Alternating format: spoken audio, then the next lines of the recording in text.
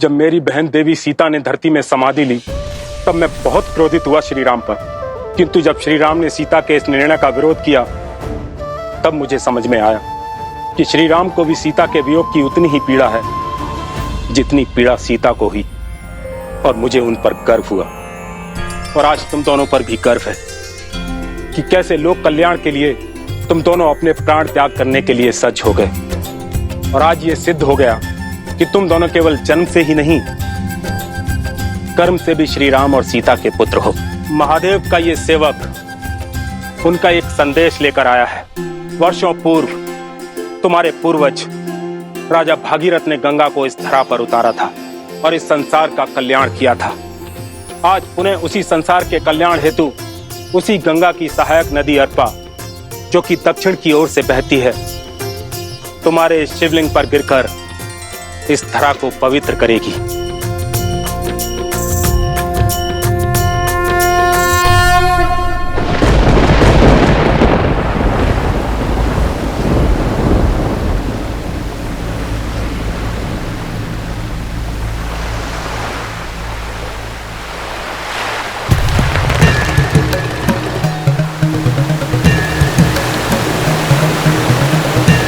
धन्य हो महादेव।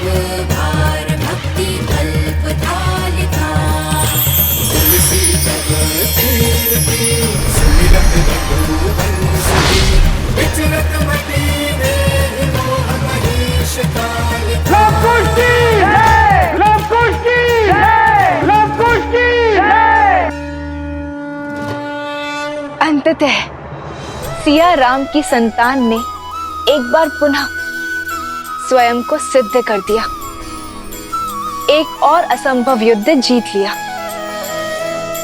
परंतु महादेव, पहले पिता से पृथक होने का दुख, फिर अपनी माता को खोने का दंश, और अब जगत कल्याण के पथ पर आए अनगिनत कष्ट। क्या लवकुश की इतनी परीक्षाएं उचित हैं? क्या उनसे सुख और शांति से जीवन जीने का अधिकार छीनना न्याय संगत है? देवी, हर परीक्षा अपने साथ एक नई सीख लेकर आती है।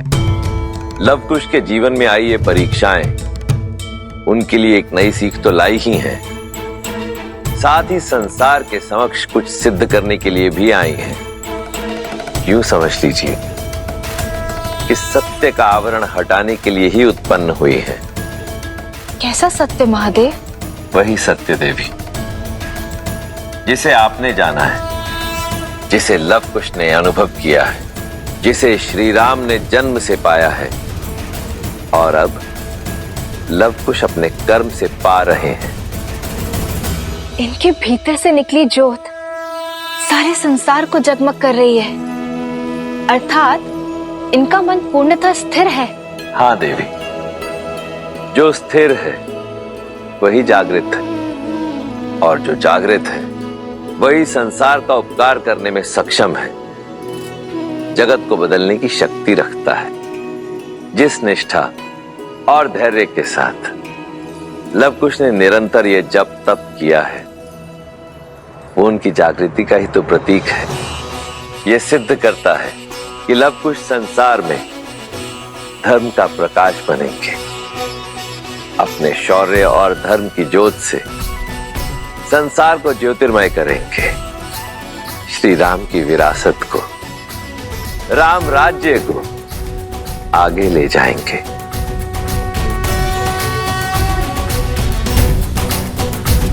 जन जन का मन हर्षाया है। राजकुमार लव, राजकुमार कुश, आपने हमें संकट से तो मुक्ति दिला ही दी, हमारी ओर से एक प्रार्थना और स्वीकार कर लीजिए। हमारे राज्य को कौशल की शरण में ले लीजिए और उसकी बागडोर संभाल लीजिए। जो भी राज्य श्री राम की शरण में आएगा उसे तो हमें स्वीकार करना ही होगा, किंतु इस राज्य की बागडोर लव नहीं, केवल कुश संभालेगा।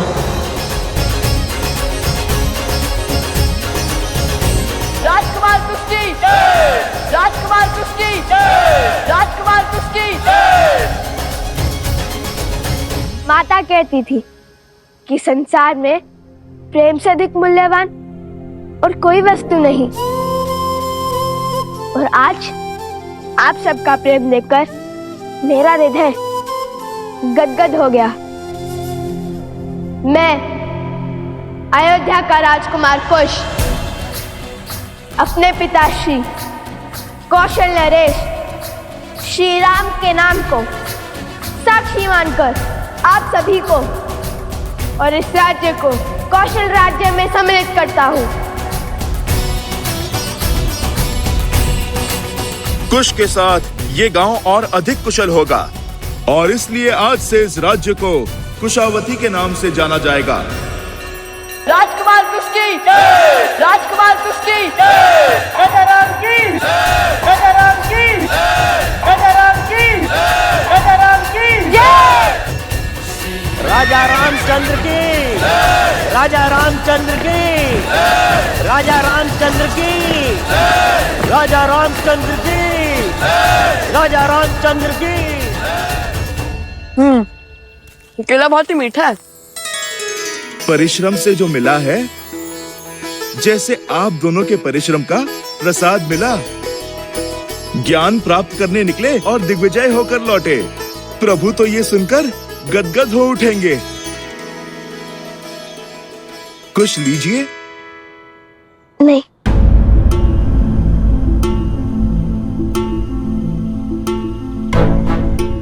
क्या हुआ हनुमान जी, रुक क्यों गए? तुम और भोजन के लिए मना करो, तनिक असंभव प्रतीत होता है। बात भूख की नहीं है, वो मामा श्री वासुकी से मिलकर माता का स्मरण हुआ है बस।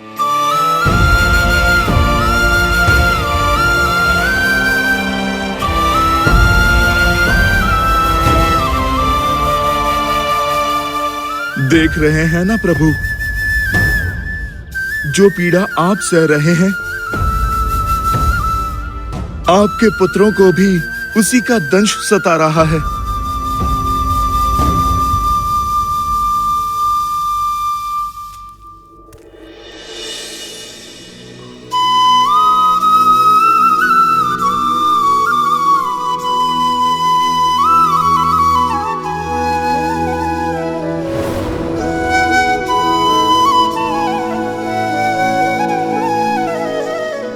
क्षमा करे गुरुवर, किंतु पुत्र का मोह ही कुछ ऐसा है, समक्ष रहे तो मन आनंद से भर जाता है, और यदि ना हो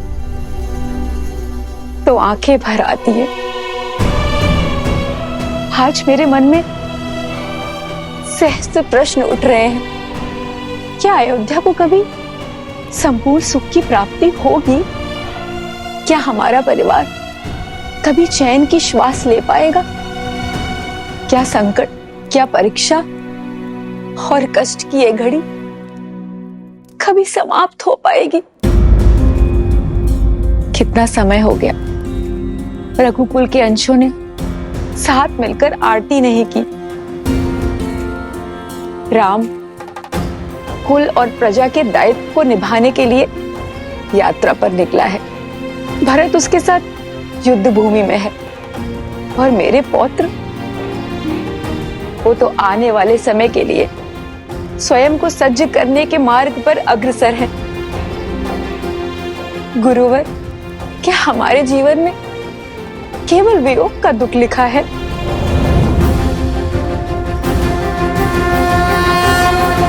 देवी, यह वंश, यह परंपरा केवल एक परिवार नहीं, एक धरोहर है, साक्षात नारायण की। ना ये परिवार साधारण है, ना परिवारजन। फिर आपके ये कष्ट सामान्य कैसे हुए देवी?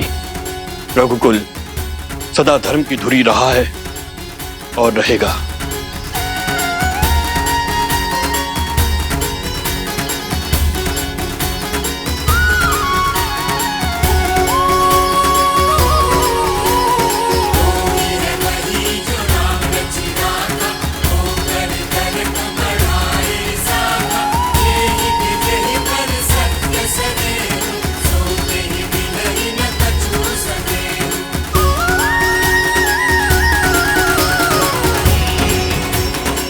सूर्य वंश है ये। सूर्य स्वयं तपकर ही प्रकाश देता है। स्वर्ण के आभूषण को बनाने वाली भट्टी को आंच सहनी पड़ती है। जो संसार संवारने निकले हैं उन्हें कष्ट सहना पड़ेगा। इसलिए चिंता त्यागिए और भक्ति कीजिए देवी। पूर्ण श्रद्धा से प्रार्थना कीजिए। दुख की दुहाई में नहीं, केवल ईश्वर की आराधना में रमिए।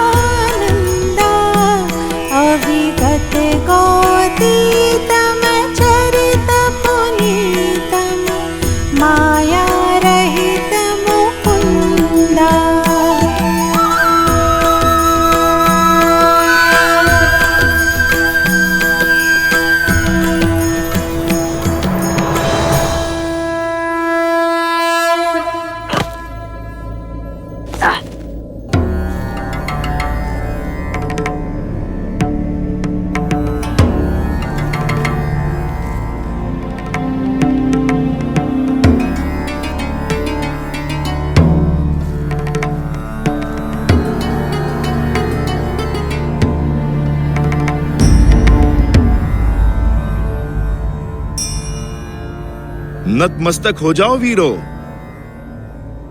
हम भगवान विष्णु के बहुत प्राचीन मंदिर में खड़े हैं। चलो कुश, अब संसार की दिशा सुधारने वाले भगवान विष्णु के पूजन स्थल को सुधारे।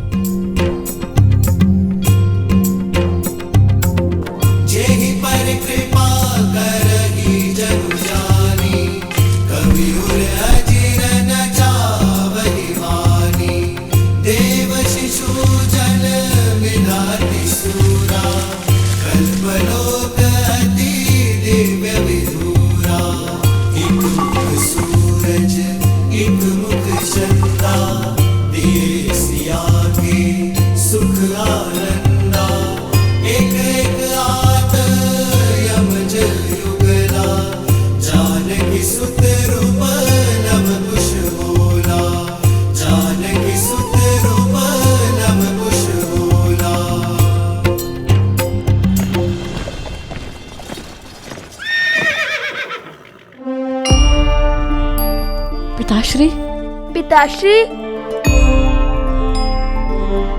प्रभु,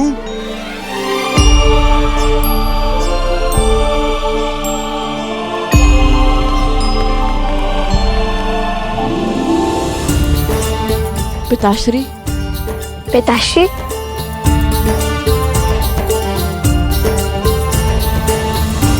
पुत्रों,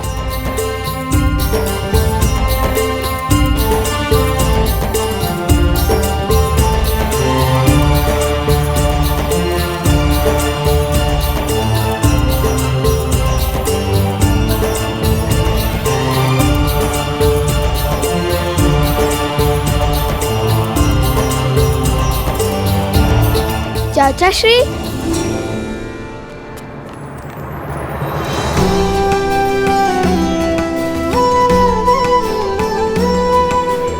आयुष्मान भव।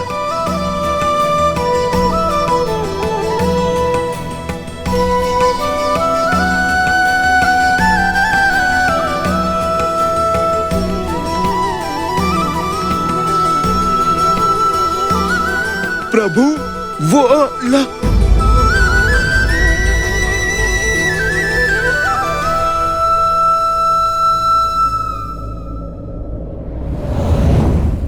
अष्टबाहु का अंत ही नहीं, श्रद्धा का नया अध्याय भी लिखा है लव कुश ने। अपने तप से महादेव का आशीर्वाद प्राप्त किया, साक्षात वासुकी नाग की परीक्षा उत्तीर्ण की।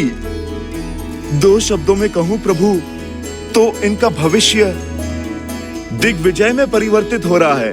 असंभव को संभव किया है तुम दोनों ने, मेरे शीश को गर्व से ऊंचा किया है तुम दोनों ने, और धर्म के लिए स्वयं को समर्पित करना तो मानव कर्म की पराकाष्ठा है पुत्रों। हमारी बातें तो हो गई, अब अयोध्या का समाचार सुनाइए ना पिताश्री।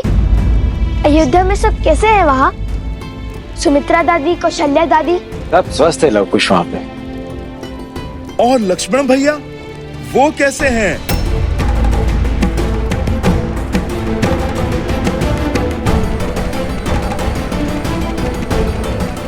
अयोध्या सकुशल है हनुमान, चिंता की कोई बात नहीं है।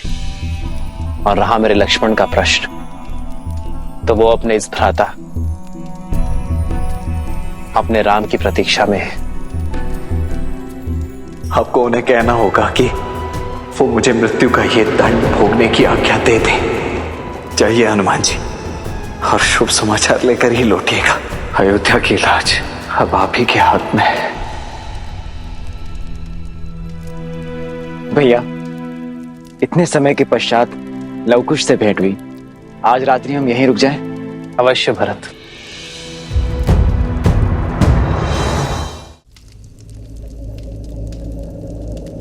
चिंता की कोई बात नहीं है। और रहा मेरे लक्ष्मण का प्रश्न, तो वो अपने इस भ्राता, अपने राम की प्रतीक्षा में है। तो क्या लक्ष्मण भैया अभी तक प्रभु श्री राम की आज्ञा की प्रतीक्षा कर रहे हैं? हनुमान जी,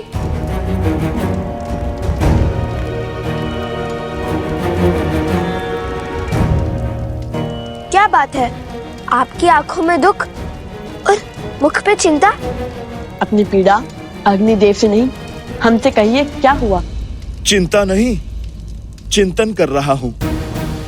मन कुछ घबरा सा रहा है, कुछ उचित आभास नहीं हो रहा। प्रभु को हृदय से लगाते ही उनके भीतर की अतः पीड़ा का आभास हुआ मुझे।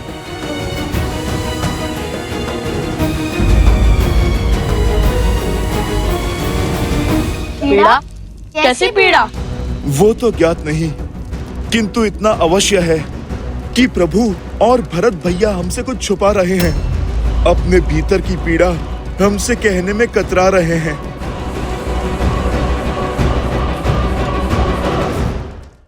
यह समय उचित नहीं है भरत। लव कुश और हनुमान को अभी लक्ष्मण का सत्य ज्ञात नहीं होना चाहिए। आपकी चिंता समझ सकता हूँ भैया मैं। यदि उन्हें सत्य का ज्ञात हुआ तो धर्म के जिस पद पे वे अग्रसर हैं, इससे कहीं पीछे न हट जाएं। अपने संताप में वे कहीं धर्म की हानि ना कर बैठे। लव कुश से अधिक चिंता मुझे हनुमान की है। मेरे जीवन की तो केवल एक ही प्रतिज्ञा है, अपने प्रभु की सेवा और प्रभु श्री राम की रक्षा। और मुझे इस जीवन में जब जब किसी भी अनिष्ट का आपके प्रति आभास होगा, मैं तब तब प्रभु उस आभास का निवारण करूंगा।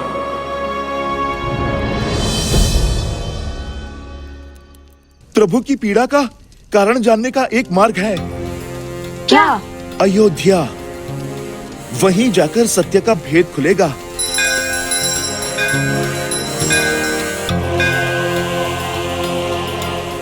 मैं यूं गया और यूं आया।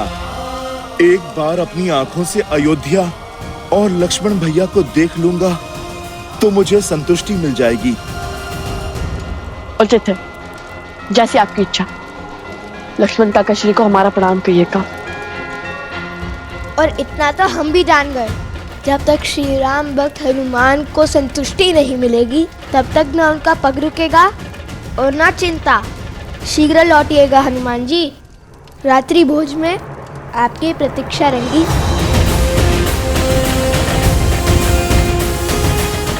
जय श्री राम।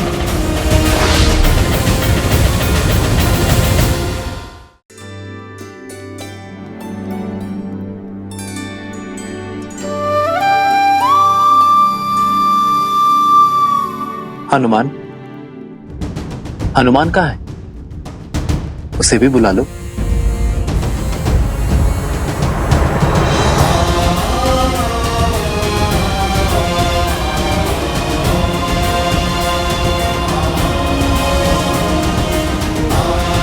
न जाने उन्हें आप पे किस दुख का आभास हो रहा था, क्या चिंता खा रही थी उन्हें, जो वो अकस्मात ही लक्ष्मण काका श्री से मिलने अयोध्या की ओर बढ़ गए। भैया, लक्ष्मण तो अयोध्या में है ही नहीं। यदि हनुमान जी को सत्य का ज्ञात हो गया तो? नहीं अर्थात कहाँ गए लक्ष्मण काका श्री? क्या हुआ उनके साथ?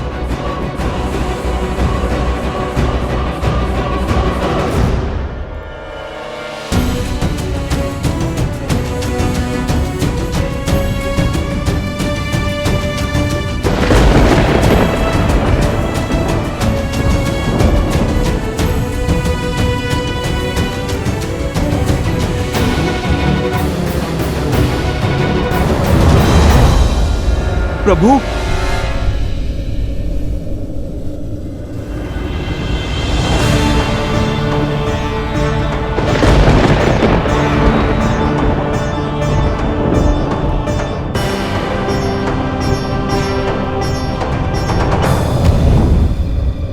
प्रभु,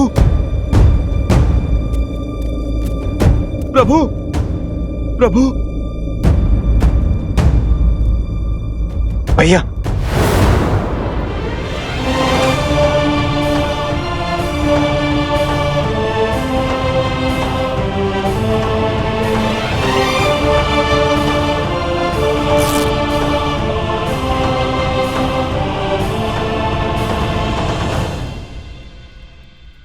यूं किसी को बिना बताए अयोध्या जाने का क्या अर्थ था हनुमान?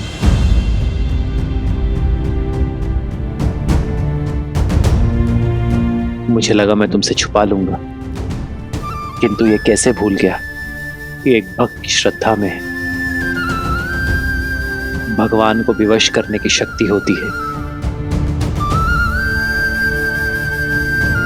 हनुमान, मैंने तुम सबसे एक सत्य छुपाया है, और वो सत्य ये कि लक्ष्मण ने सरयू में जल समाधि ले ली है।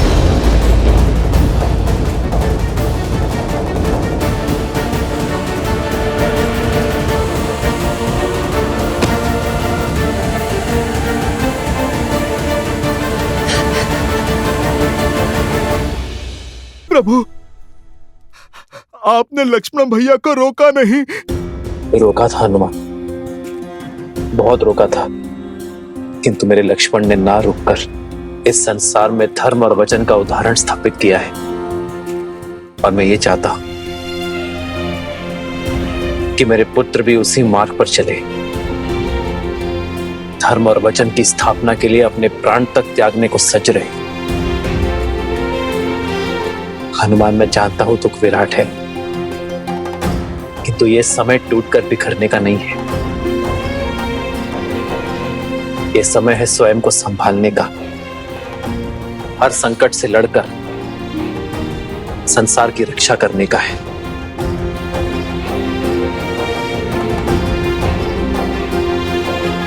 धर्म की स्थापना करना है,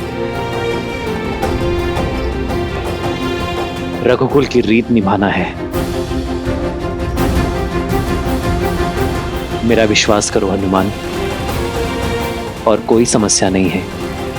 ये अयोध्या और अयोध्यापति सकुशल है, इसलिए तुम चिंता छोड़ो और लवकुश के साथ दिग्विजय की यात्रा में आगे बढ़ो। नहीं प्रभु, आप मुझे स्वयं से दूरी का दंश मत दीजिए। प्रभु, आप मुझे अपने साथ रहने की आज्ञा दीजिए, आज्ञा दीजिए प्रभु। आप कहें या ना कहें, ये भक्त सब समझता है प्रभु। लक्ष्मण भैया के बिना आप कितने कष्ट में होंगे प्रभु। माता सीता, अब तो माता सीता भी नहीं है आपकी पीड़ा हरने के लिए। प्रभु, आप मुझे इस विकट घड़ी में स्वयं से पृथक मत कीजिए, मत कीजिए प्रभु।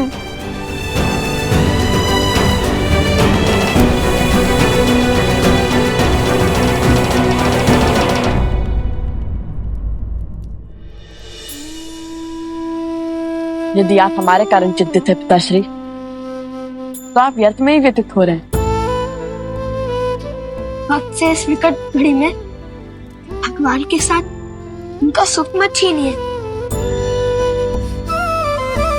देखिए ना, आपकी चिंता हनुमान जी के मुख पर प्रदर्शित हो रही है। जिन्हें आपके साथ रहना चाहिए, हमारे साथ नहीं। हम पर विश्वास कीजिए और ऐसे एक भक्त की आस मत तोड़िए। हनुमान,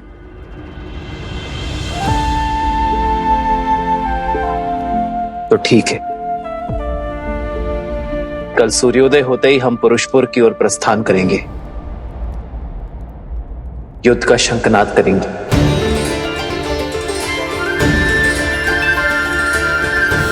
और तुम भी हमारे साथ ही चलोगे हनुमान।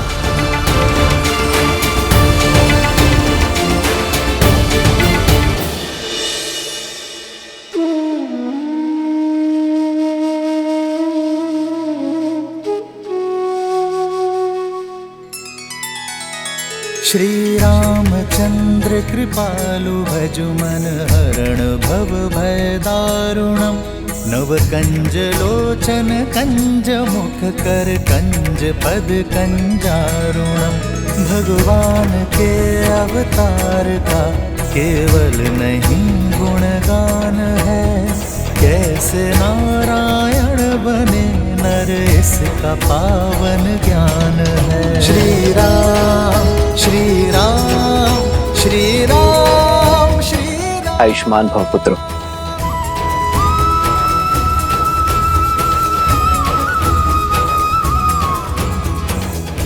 अपने दिग्विजय को संपूर्ण करने के लिए सज्ज हो। सेना भी सज्ज है भैया।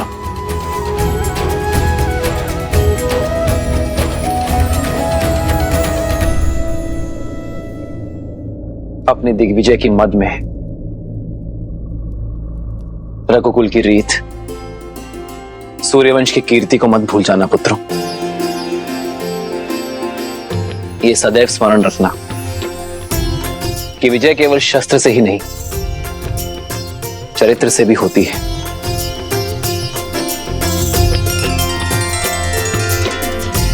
तुम दोनों केवल रघुवंश के अंश नहीं हो, धर्म के पथिक भी हो। और ये यात्रा केवल भ्रमण नहीं, यह अध्ययन है, संसार का भी और स्वयं का भी। क्योंकि जो स्वयं पर विजय पा लेता है, उसे संसार कभी हरा नहीं सकता।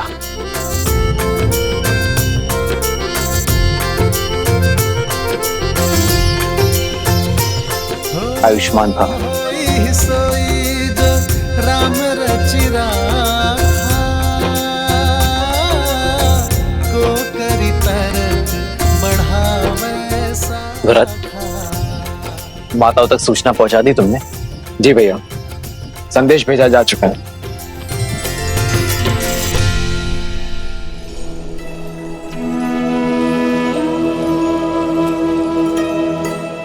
माता, पत्र आया है।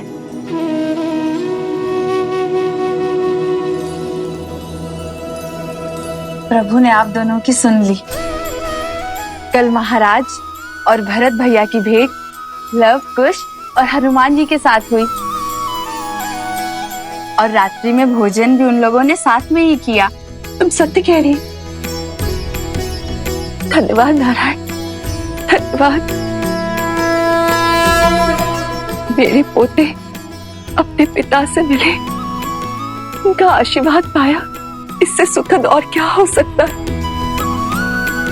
लव और कुश अपने भारत भ्रमण को संपूर्ण करने के लिए आगे बढ़ रहे हैं और राम और भरत पुरुषपुर की ओर अग्रसर हैं, उन दुष्ट गंधर्व के अंत के लिए सज्ज है।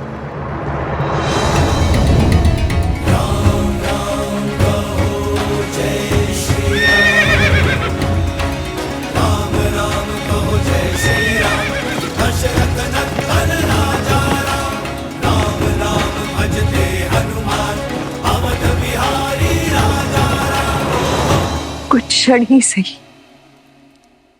मन की शांति के लिए शीतल छाया तो मिली। आपका कोटि कोटि आभार प्रभु।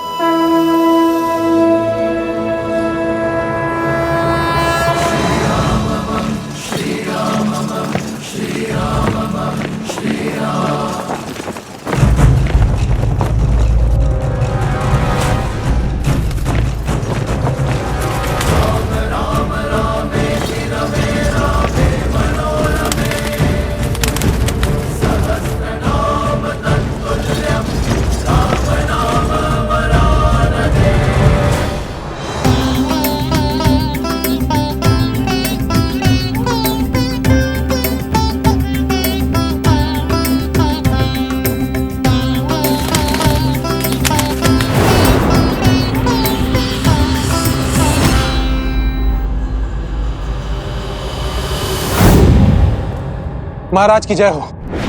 क्षेत्रवासियों ने अयोध्यापति राम से सहायता की गुहार लगाई है और वो अपनी सेना के साथ इसी ओर अग्रसर है। उनके अनुज भरत भी उनके साथ है। सुना है कि कौशल की सेना अत्यंत बलशाली है और प्रचंड है। यदि युद्ध हुआ तो हम उनसे कदापि नहीं जीत पाएंगे महाराज।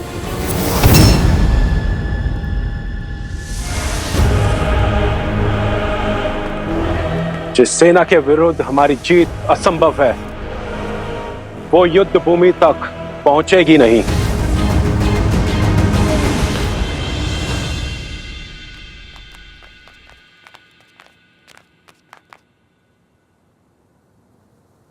कुश, ये तो कोई आश्रम प्रतीत होता है। कदाचित आज भाग्य में किसी महान ऋषि से भेंट का आनंद लिखा है।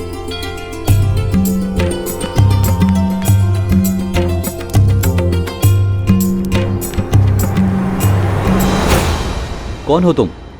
किससे मिलना है? वेशभूषा से नहीं समझे मित्र, हम ऋषि कुमार हैं। महात्मा ऋषियों से मिलने का मन किया तो चले आए। ये कोई धर्मशाला नहीं है, ये ऋषि अगस्त का आश्रम है। यहाँ बिना उच्च ज्ञान, उच्च गुरु और उच्च कुल के बिना कोई प्रवेश नहीं कर सकता। ऋषियों से कुल और वंश नहीं पूछा जाता। साधुओं से मिलने के लिए कुल की नहीं, संस्कारों की आवश्यकता होती है। हम ज्ञान के लिए एक यात्रा पर निकले हैं। अंदर बैठे गुरुवर से भेंट करना चाहते हैं। अब तो जाने दीजिए हमें भीतर। भीतर जाओगे? वो भी तुम दोनों? तुम दोनों इस क्षेत्र में रहने योग्य भी नहीं हो। गुरुवर के समीप जाना तो दूर की बात है। अरे बंधु, इतने सुंदर संसार में किस बात का रोष पाले बैठे हो? कोई समस्या है तो बताओ हमें। किसी ने दंड दिया है तो क्या सुनाओ? ये तो बड़े मायावी लगते हैं। इन्हें कैसे पता चला कि गुरुदेव द्वारा दंड स्वरूप हमें यहाँ पर खड़ा किया गया? पहेलियां मत बुझाओ, सत्य बताओ। तुम दोनों कैसे जानते हो कि हमें चिंता सता रही है? आपसे। मुझसे? भला मैंने कब बताया? समझ गया, ये दोनों केवल मायावी ही नहीं हैं, अत्यधिक चतुर भी हैं। ऋषि कुमारों के भेष में कौन हो तुम? सत्य कहो, अन्यथा संकट में पड़ जाओगे। अभी बताता हूँ। रुको। जो परिचय दिया है वही सत्य है। यदि मन में कोई शंका है तो मत मानो, किंतु हम ऋषि अगस्त से मिले बिना कहीं नहीं जाएंगे। ऋषि अगस्त के द्वारपालों को चेतावनी? रुको, अभी तुम्हें ऋषिवर के पास लेकर के जाते हैं। अब वही तुम्हारा सत्य से आवरण हटाएंगे। देखा मेरी चाल, जब भैया सज जाइए, ऋषि अगस्त्य से मिलने का सौभाग्य प्राप्त होने वाला है।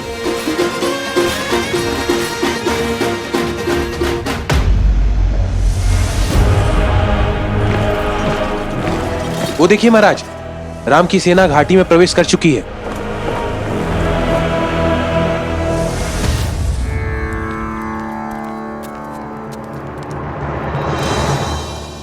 गुरुदेव प्रणाम। गुरुदेव, ये बालक आपसे मिलने की हट कर रहे थे। वेश तो किसी ऋषि कुमारों वाला है, किंतु आत्मविश्वास किन्हीं राजकुमारों सा है। इतना अहंकार तो किसी मायावी दानव में नहीं होता जितना इन दोनों में है। जानते हो ये दोनों कौन है? अवश्य, मायावी धूर्त हैं दोनों। नहीं, अयोध्यापति श्री राम और देवी सीता के पुत्र लवकुश हैं। प्रभु श्री राम और सीता माता के पुत्र। हमें क्षमा कर दीजिए, हमें क्षमा कर दीजिए ऋषि कुमार, नहीं राजकुमार। आपको पहचानने में हमसे भूल हो गई। उठो उठो मित्र।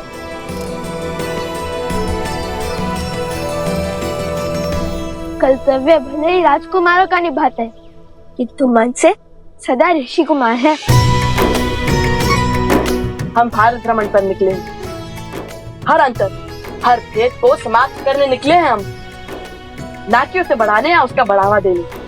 अति उत्तम। तुम्हारी वाणी में तुम्हारे हृदय की पवित्रता झलकती है। भारत भ्रमण की इस यात्रा का उद्देश्य तुम्हारी चेष्टा से कहीं अधिक विशाल है। मुझे तो तुम दोनों की कब से प्रतीक्षा थी। हमारी प्रतीक्षा? तुम्हारा यहाँ आना मात्र संयोग नहीं है लवकुश, एक बहुत बड़ा युद्ध तुम्हारी प्रतीक्षा कर रहा है। एक असुर जो अपने मन में तुम्हारे प्रति द्वेष का दंश भरे बैठा है, वो तुम्हारे अंत को आतुर है। ये युद्ध साधारण युद्ध नहीं होगा। ये शत्रु तुम्हारे अन्य शत्रुओं से बढ़कर बलशाली है।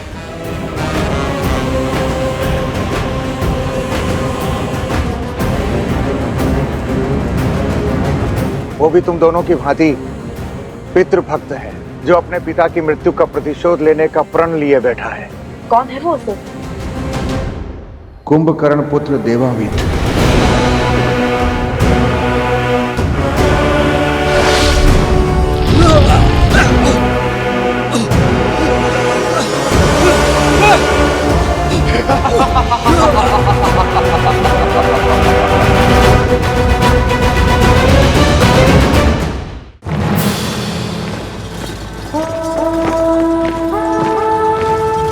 रुको, रथ रोको।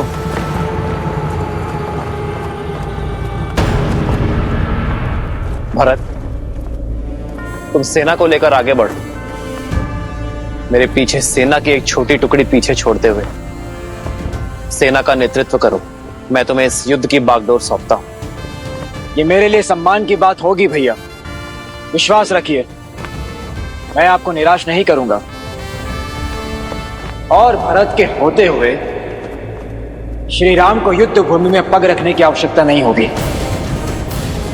जय सिया राम! जय सिया राम!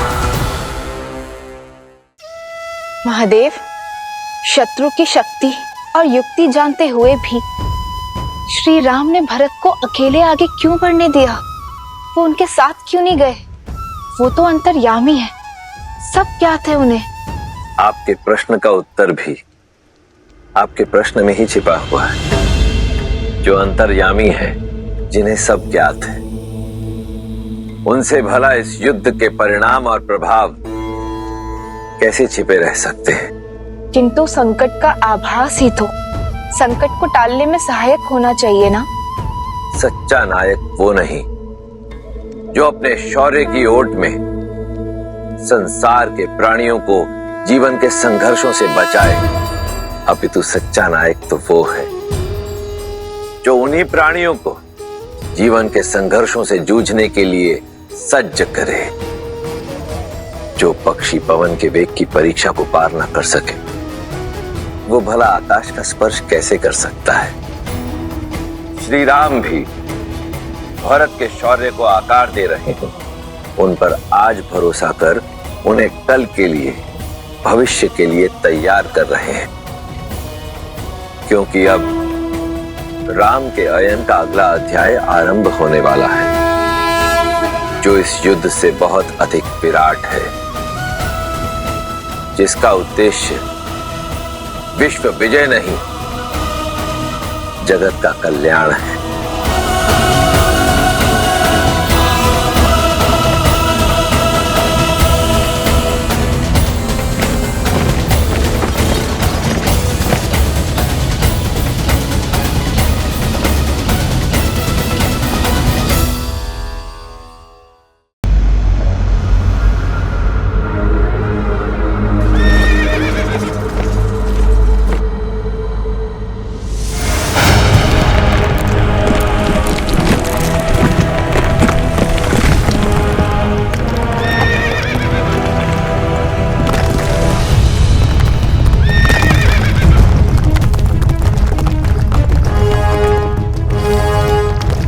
आगे बढ़ो शीघ्र।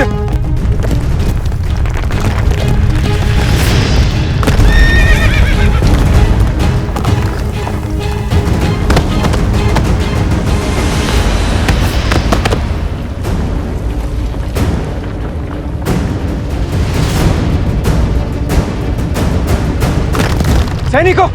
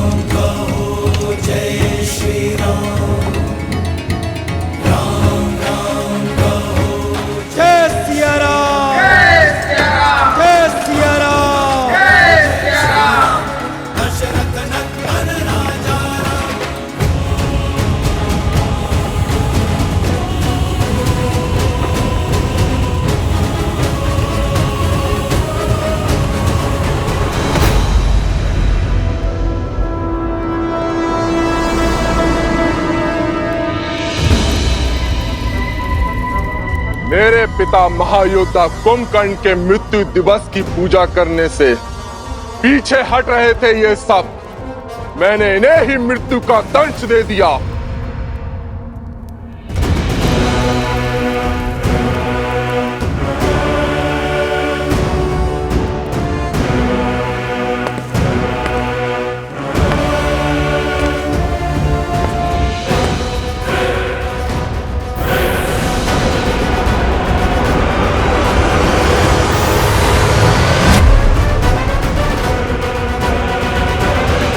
किसी भी अन्य नगर, द्वीप, राज्य से पंडित लाओ, उन्हें हमारे प्रजाजन दास के रूप में भेंट करो। साम, दाम, दंड, भेद कुछ भी करके उन्हें यहाँ लाओ। जो वो फिर भी ना आए तो उन्हें कहीं और जाने की स्थिति में मत छोड़ो। मेरे पिता महान थे, शूरवीर थे, भ्रातृभक्त थे, किंतु षड्यंत्रकारी राम ने उनकी सांस और उनका सम्मान दोनों छीन लिए। आज नहीं तो कल उस राम को अपने किए का दंड भोगना ही होगा।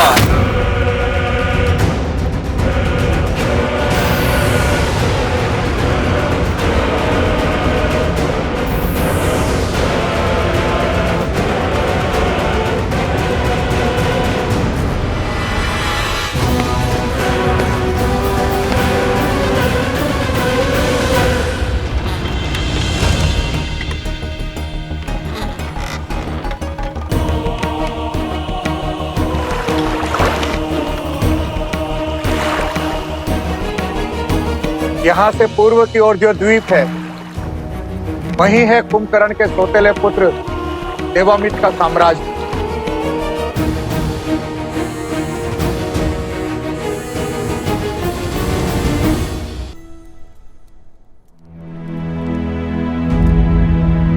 हनुमान, भरत के अकेले युद्ध में उतरने की चिंता सता रही है तुम्हें। ये रामायण उद्देश्यों का आयन है हनुमान, और मेरा एक उद्देश्य अभी शेष है। कैसा उद्देश्य प्रभु?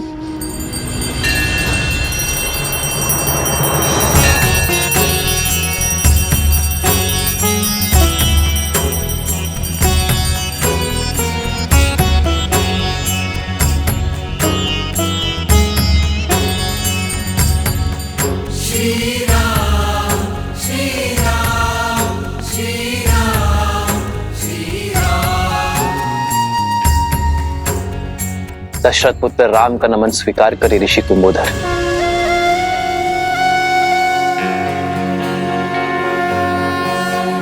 मेरा तप और भक्ति आपकी शक्ति बने श्री राम। आशीर्वाद के रूप में आपने तो संपूर्ण संसार दे दिया मुझे। याद था कि आप इसी मार्ग से जाने को हैं। आपके मार्गदर्शन में हिंगलाज माता के दर्शन करने की इच्छा है मेरी। अपने भाई भरत की विजय की प्रार्थना करना चाहता हूं मैं ऋषिवर। हर हर महादेव।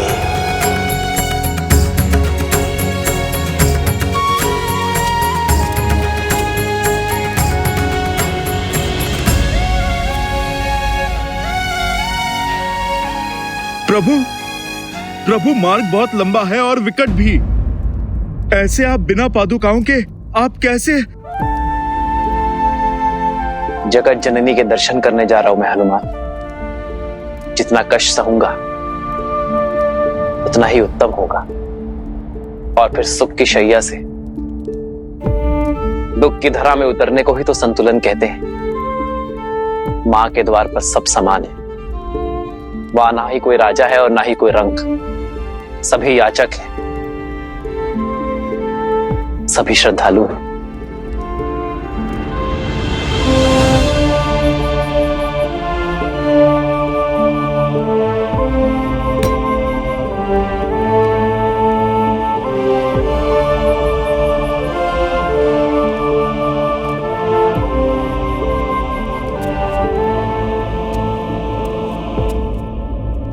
माता हिंगलाज देवी की, माता हिंगलाज देवी की, माता हिंगलाज देवी की, माता हिंगलाज देवी की।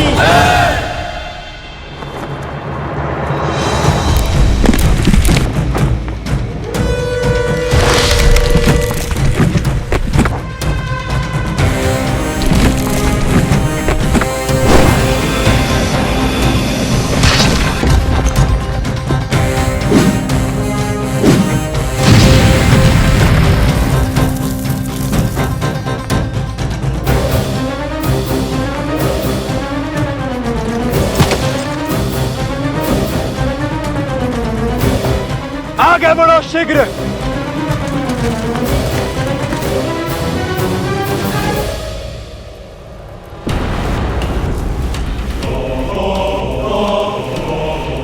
यमदेव, इस युग के अंत का समय आ गया है।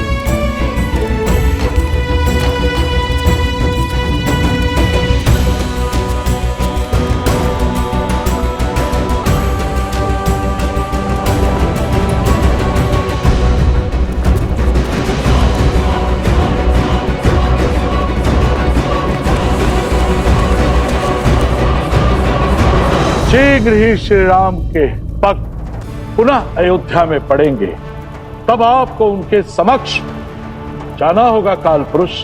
और आप जैसे ही उनके समक्ष जाएंगे वैसे ही श्री राम विधि के विधान को समझ जाएंगे और अपनी देह को त्याग देंगे।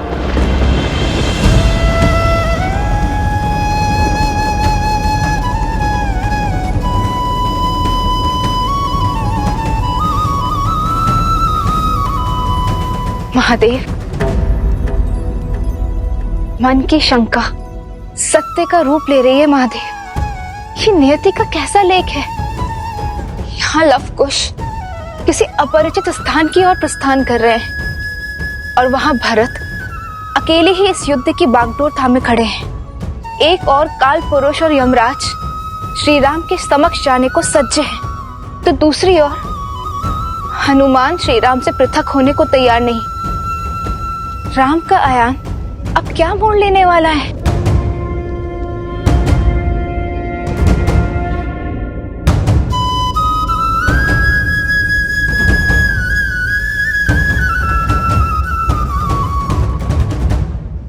क्या परम भक्त हनुमान अपने श्री राम का देह त्याग सह पाएंगे?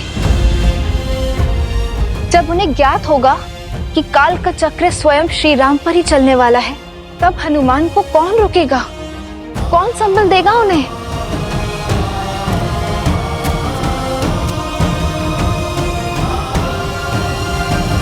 अब तो हनुमान क्षण भर के लिए भी श्री राम से पृथक नहीं होने वाले।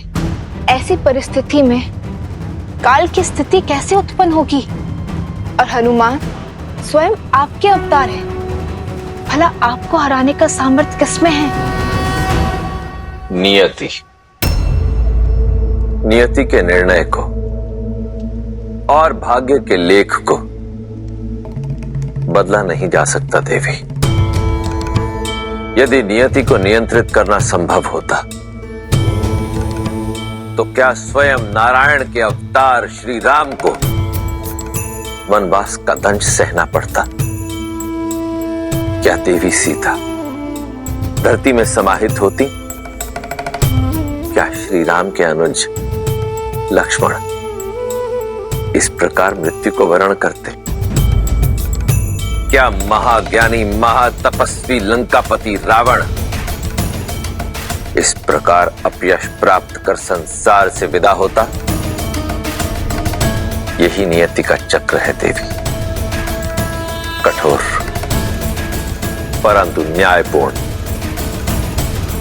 देर सवेर जो भी घटना घटित होने वाली होती है वो घट के रहती है, और अब नियति के इस चक्र का सामना हनुमान को करना पड़ेगा। अपने श्री राम से पृथक होने का दुख झेलना ही पड़ेगा,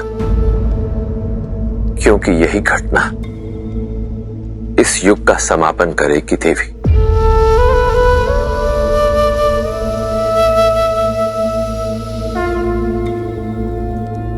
हिंगलाज देवी की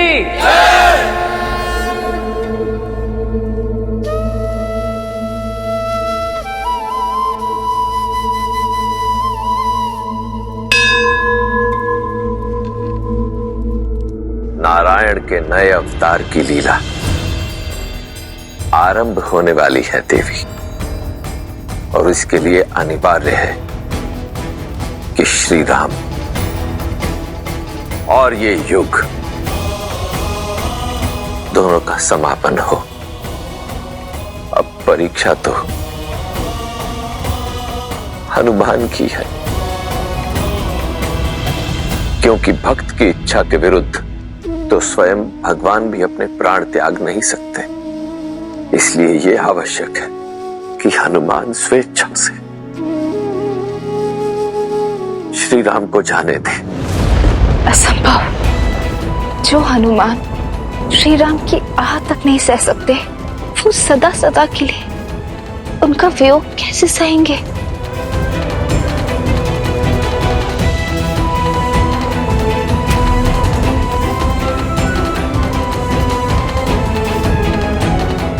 हनुमान, मैं कुछ समय यही ध्यान लगाना चाहता हूं। भरत और लवकुश के लिए प्रार्थना करना चाहता हूँ।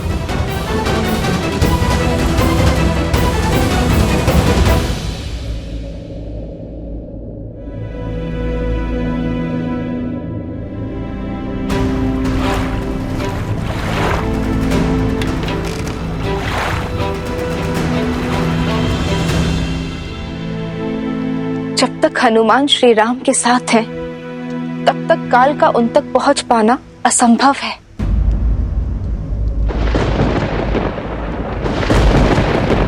संपूर्ण त्रिलोक इस प्रश्न से चिंतित है देवी, और अब इसका उत्तर भी त्रिलोक ही ढूंढेगा। नारायण नारायण। हे परमपिता, आपने उपाय तो बता दिया, किंतु उसे करेगा कौन? आप नारद मुनि, आप करेंगे। अब अद्भुत अद्भुत परमपिता।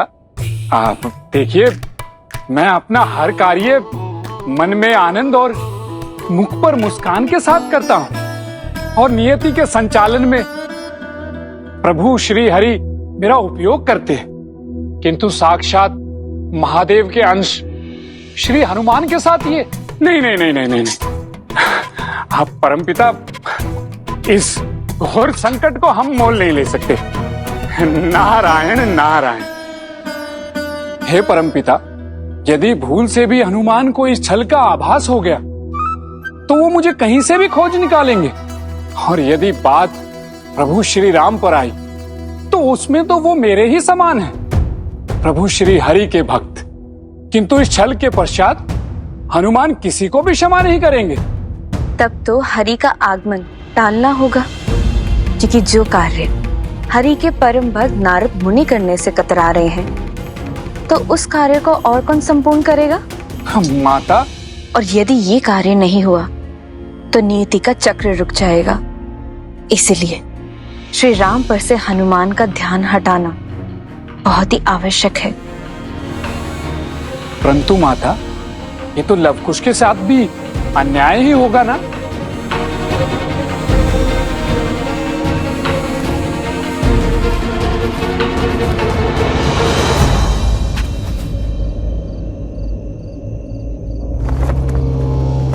देवामिद बहुत बड़ा पितृभक्त है। वो अपने पिता को ईश्वर के समान पूजता है। वो राजा तो बन गया, किंतु उसकी दरिद्र प्रजा संसार को उपहार के रूप में बांटी जाती है। अपनी युक्ति और नीति से उस क्षेत्र के 7 द्वीपों पर उसका आधिपत्य है। उसके लिए संपूर्ण संसार में कोई महत्व रखता है तो वो है उसका पिता कुंभकर्ण। उसका एक ही उद्देश्य है, अपने पिता कुंभकर्ण की मृत्यु का प्रतिशोध लेना।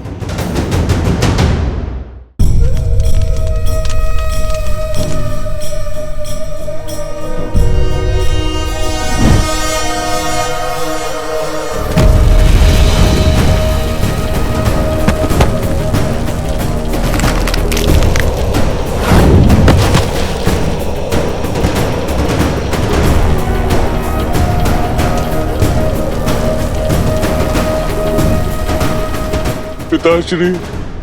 किंतु कुंभकर्ण उसकी माता करकोटी का दूसरा पति था। देवामित के पिता अनुलोमा को महाराज दशरथ ने देवासुर संग्राम में मार गिराया था।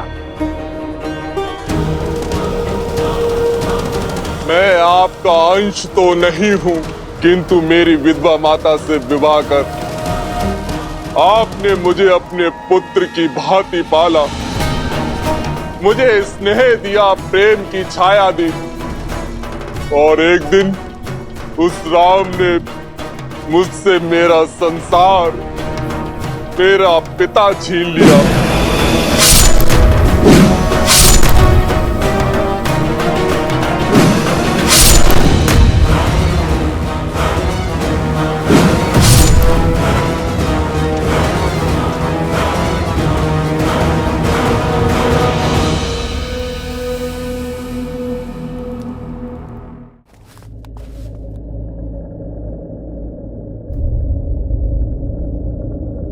उस दुष्ट को दंड देना सरल नहीं होगा।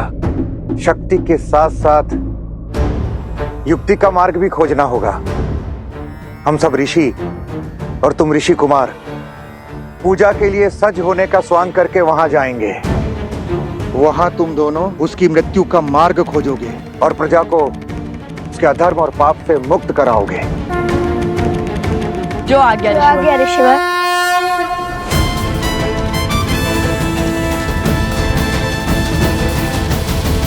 आपने तो अपना अनुज धर्म निभाया, अपने भाई की आज्ञा का पालन करने के लिए अपने जीवन का बलिदान दे दिया।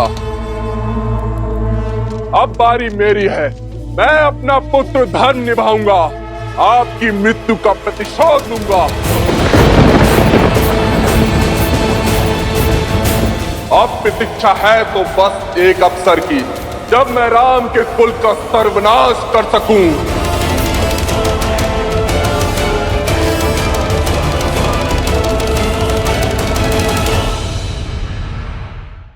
नारायण नारायण।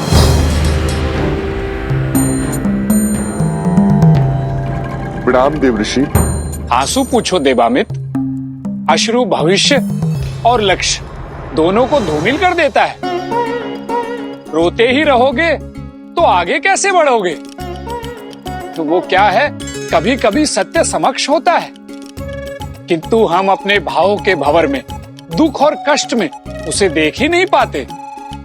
अपनी दृष्टि स्पष्ट करो और देखो, अवसर समक्ष है। बढ़ जाओ प्रतिशोध के मार्ग पर आगे। सहायता की मनसा से आए हो तो पहेलियां मत बुझाओ। यदि मुझ में आपकी बात का सार समझने जितनी बुद्धि होती तो मैं इस क्षेत्र नहीं, संपूर्ण संसार का महाराज होता। इसलिए राजनीति छोड़िए, जो कहना है स्पष्ट कहिए। मेरी बात और उसका सार केवल इतना सा है कि पिता ने पिता का अंत किया, तो क्यों ना इस बार प्रतिशोध पूर्ति के लिए पुत्र पुत्रों का संहार करते। नियति ने अवसर दिया है, चूको मत। तुम्हें ज्ञात नहीं होगा, किंतु मुझे है। जब तुम एक बालक थे तो तुमने एक पक्षी की रक्षा की थी, उसके प्राण बचाए थे, और उसी कर्म का फल देने आज मैं ब्रह्मदेव के आदेश से यहाँ आया हूँ। फिर भी यदि तुम्हें नारद राजनेता लगता है तो जाने दो।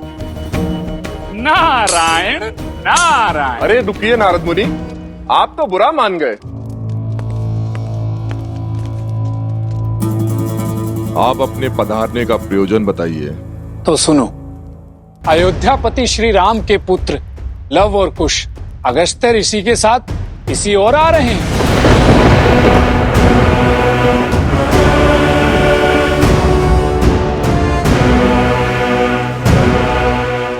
धन्यवाद ऋषिवर, आपने मुझे दिशा दिखाकर मेरे प्रतिशोध का मार्ग प्रशस्त कर दिया। नारायण नारायण।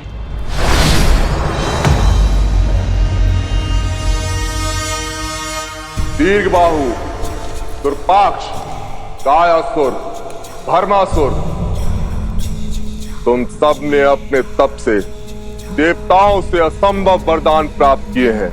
अब उनके उपयोग का समय आ गया है। जाओ, लवकुश और अगस्त ऋषि जैसे ही वो मिले उन्हें बंदी बनाकर मेरे समक्ष लाओ। फिर ये कुंभकर्ण का पुत्र राम के पुत्रों को ऐसी मृत्यु देगा जिसे देखकर संपूर्ण संसार कांप उठेगा। रघुवंश के नाश का शंखनाद होने को है। लवकुश की मृतदेह के साथ राम को संदेश भेजूंगा, उसे उनके कुल के अंत की सूचना दूंगा।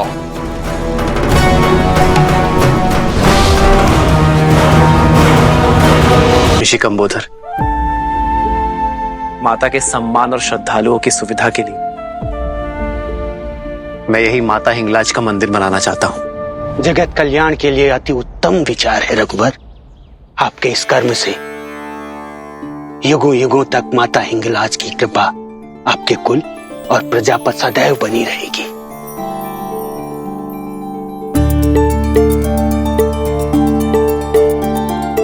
हे माता, मेरे भरत को शक्ति और संबल देना।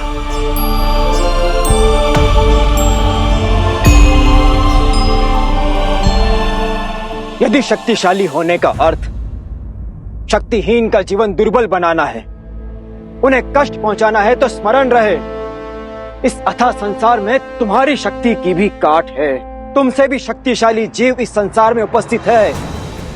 इसीलिए बल का दंभ छोड़ो और प्राणी मात्र का दुख समझने का प्रयास करो। धर्मात्मा होने के नाते मैं तुम्हें राम नाम लेने का अंतिम अवसर देता हूं। मूर्ख हो तुम, मूर्ख। तुम्हारी ये बातें तुम्हारी निर्बलता की सूचक हैं, तुम्हारे भय का प्रतीक हैं, तुम्हारे भय का प्रमाण हैं।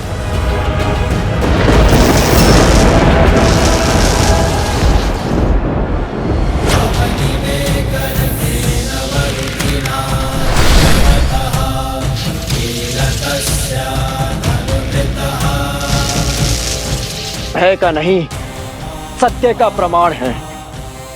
जय सिया राम।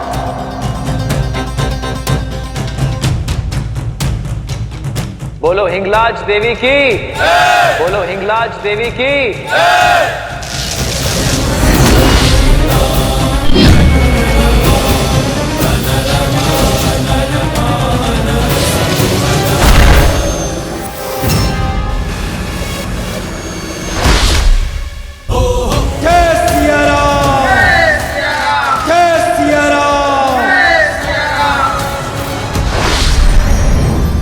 नारायण नारायण। नारद जी, आप यहाँ? आप इतने अचंभित क्यों हो गए हनुमान? एक भक्त दूसरे भक्त से मिलने नहीं आ सकता? अवश्य अवश्य। ये तो मेरा सौभाग्य है कि आप मुझसे मिलने पधारे। परंतु नारद जी, आप बिना उद्देश्य के कहाँ किसी से मिलने आते हैं? आज आपका कैसे आना हुआ, ये सोचकर थोड़ा सा चिंतित हूँ मैं। हाँ, बात तो अब चिंता की ही है। सोचा श्री राम से भेंट करने से पूर्व आपसे मिल लेता हूँ, किंतु चलिए अब सारी बातें उन्हें ही बता देता हूँ। चिंता केवल इतनी ही है कि कहीं प्रभु श्री राम अधिक व्यथित ना हो जाएं। नारायण नारायण। देवर्षि, भक्त के होते हुए आप भगवान को क्यों चिंतित करते हैं?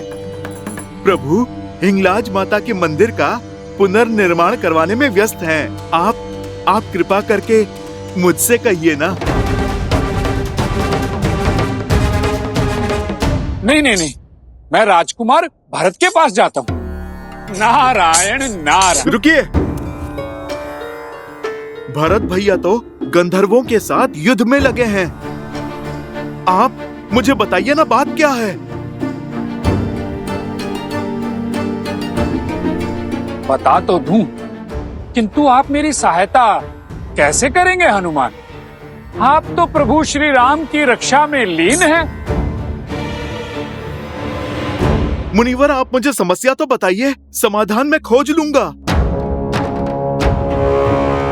लव कुश अगस्त्य ऋषि के साथ कहीं गए हैं, और वो जिस दिशा में गए हैं वहां कुंभकर्ण का पुत्र देवामित उनकी प्रतीक्षा कर रहा है, और उसे ज्ञात हो चुका है कि लवकुश श्री राम के पुत्र हैं। उसकी मंशा शुभ नहीं है हनुमान जी। आप निश्चिंत रहिए देवऋषि। मेरे होते मेरे अनुज लवकुश पर कोई भी कुदृष्टि नहीं डाल सकता। बस ये संदेश देने और आश्वासन के यही तो बोल सुनने आया था मैं। देवऋषि, बहुत बहुत धन्यवाद आपका। ये केवल राम काज ही नहीं, ये तो मेरे प्रभु श्री राम पर होने वाला प्रहार है, क्योंकि लवकुश की हानि प्रभु की हानि है, रघुकुल की हानि है। देवऋषि, अब ये समस्या मेरी है। नारायण नारायण।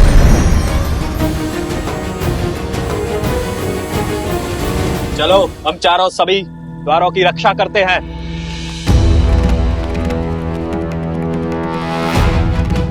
द्वार खोलो बंधु, हम ऋषि यहाँ पर पूजा के लिए आए हैं। हमें यहीं से हर ओर दृष्टि रखनी चाहिए। आसमान से सब स्पष्ट दिखाई देगा। राम के पुत्र हैं, इतने मूर्ख नहीं हैं जो सीधा द्वार से आएंगे।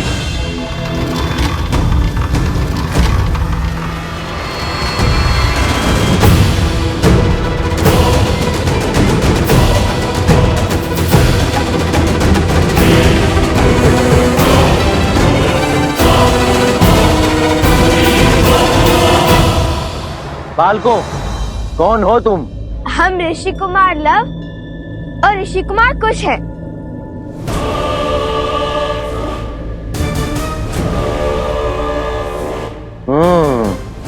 लव, कुश, यही तो हैं वो दोनों। घेर लो इन्हें, सभी द्वार बंद करो, भागने ना पाए। ये क्या हुआ? भैया, कहीं मैंने ऋषि कुमार के स्थान पर राजकुमार तो नहीं बोल दिया? नहीं। तो फिर ये हमें बंदी क्यों बना रहे हैं?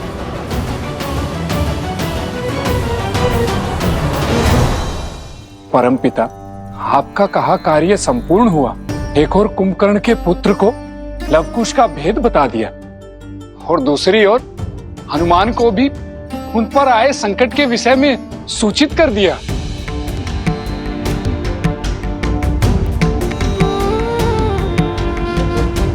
पुत्र, हरि का कार्य कर, तुम्हारी आंखों में अश्रु क्यों?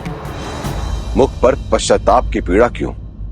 तुमने जो किया है वह अति आवश्यक था।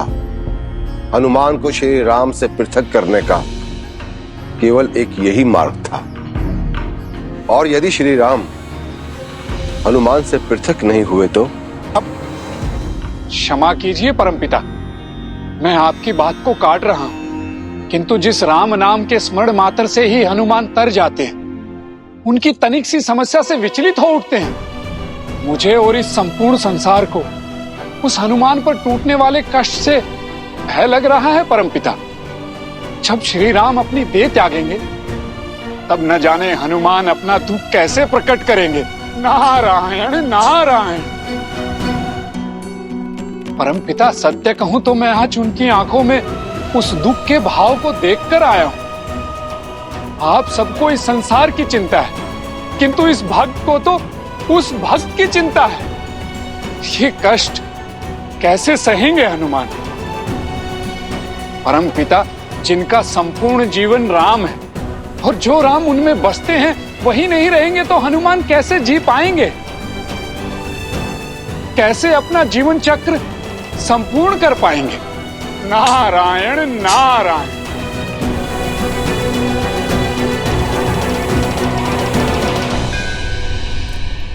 माता हिंगलाज देवी की, माता हिंगलाज देवी की। चलो, उचित ही हुआ। अब तुम्हारे अंत का शुभारंभ करते हैं।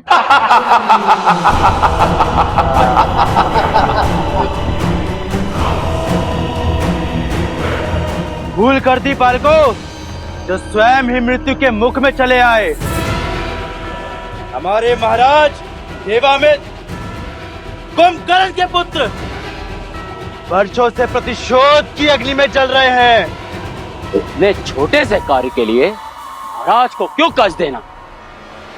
इनका अंत यहीं कर देते हैं और इनके शरीर को उपहार के रूप में महाराज को देते हैं।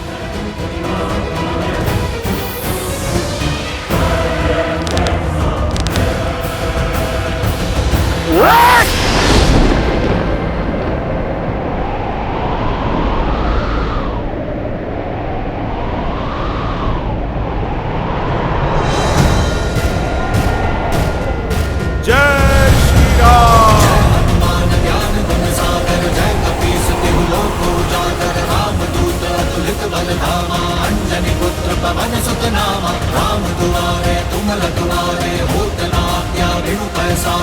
किसने साहस किया सिया राम पुत्र लवकुश को हाथ लगाने का?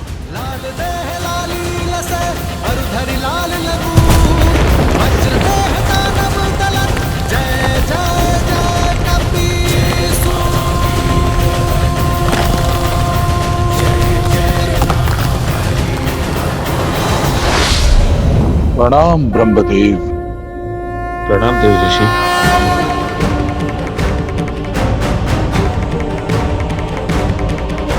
ब्रह्मदेव, हनुमान जी लवकुश की सहायता के लिए पहुंच गए हैं और एक एक कर सभी असुरों का अंत कर रहे हैं। नारायण नारायण। अर्थात अधर्म के विध्वंस का आरंभ हो भी चुका है। बस हनुमान जी के लौटने से पूर्व श्री राम अयोध्या पहुंच जाए, अन्यथा परमपिता की योजना और मेरा प्रयास दोनों ही विफल हो जाएंगे।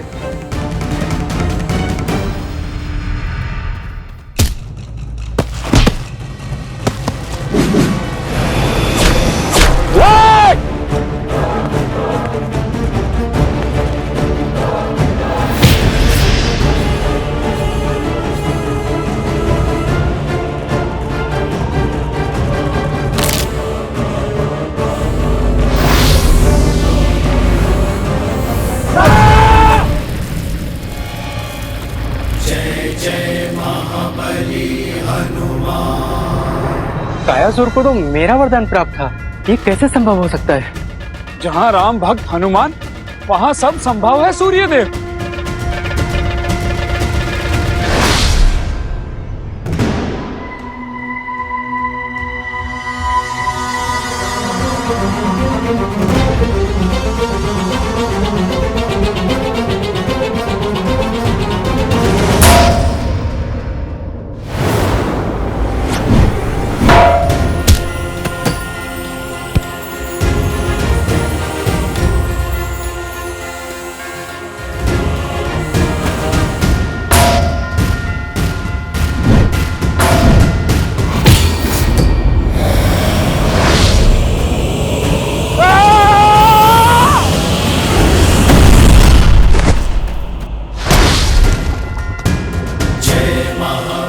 असंभव।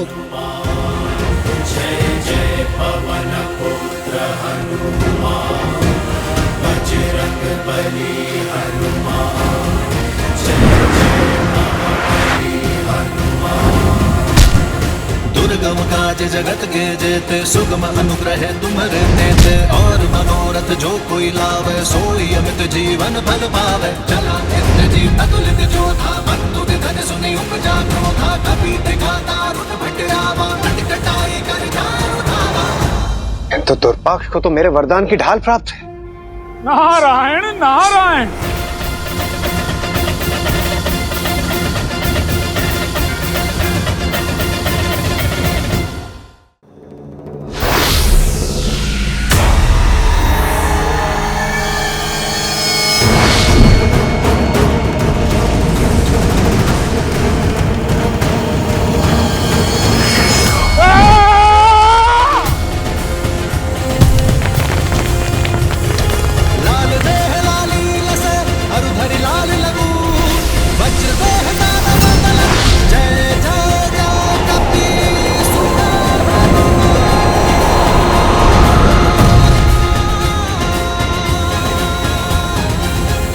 भीमासुर को तो मैंने वरदान दिया था। अर्थात सभी देवताओं के वरदान हनुमान जी के एक प्रहार के आगे परास्त हो गए। नारायण नारायण। जो असुर हम देवताओं द्वारा प्रदान किए कवच धारण कर युद्ध भूमि में उतरे थे, उन्हें एक एक कर हनुमान जी धूल में मिला रहे। मुझे तो है उन वरदानों का जो हनुमान जी को हमने बालपन में दिए थे। यह कहीं अधिकार देकर खुद हम पर भारी न पड़ जाए। जिन तीनों लोकों के संचालन का उत्तरदायित्व हम देवताओं पर है, आज वो तीनों लोक हनुमान जी की मुट्ठी में है। वो स्वयं रुद्र का स्वरूप है। हम चाहकर भी उनका कुछ नहीं बिगाड़ सकते। शांत हो जाइए आप सब, धैर्य रखिए और ये आस भी कि हनुमान अपने बल का प्रयोग करते रहें, बुद्धि का नहीं। क्योंकि यदि उनकी बुद्धि चली कि उन्हें हमारी छल का आभास हो जाएगा, अर्थात ज्ञात हो जाएगा कि हमने ही उन्हें श्री राम से पृथक करने का प्रयास किया है। यदि ऐसा हुआ तो नारायण नारायण।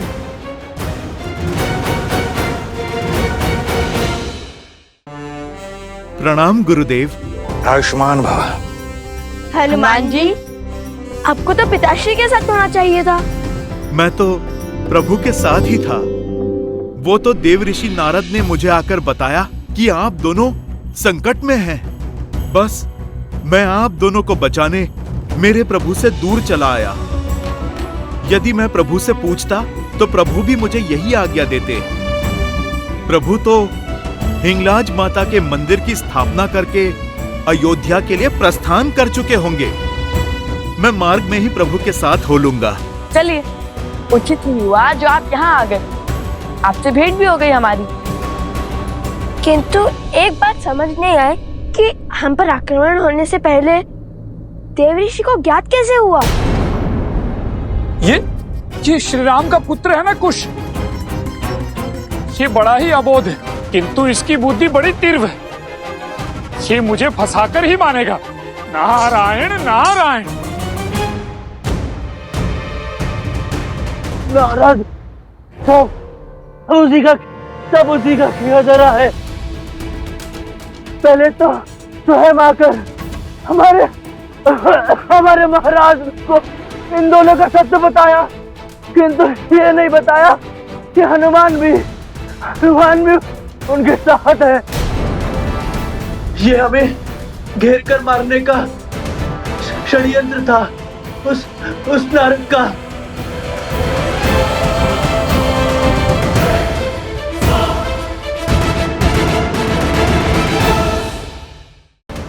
महाराज, सब उसी का किया जा रहा है।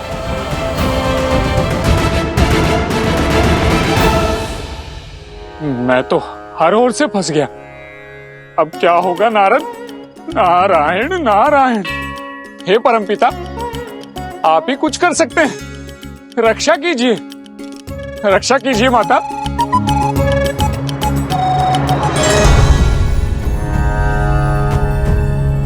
मुझे तो किसी घोर अनिष्ट का आभास हो रहा है। नहीं नहीं, ये कदाचित अपनी अंतिम श्वास में यूं ही कुछ बड़बड़ा गया। मृत्यु यदि समीप हो तो अधर्मी ऐसी ही बातें करते हैं। क्या आपको मेरी सेवा की आवश्यकता है?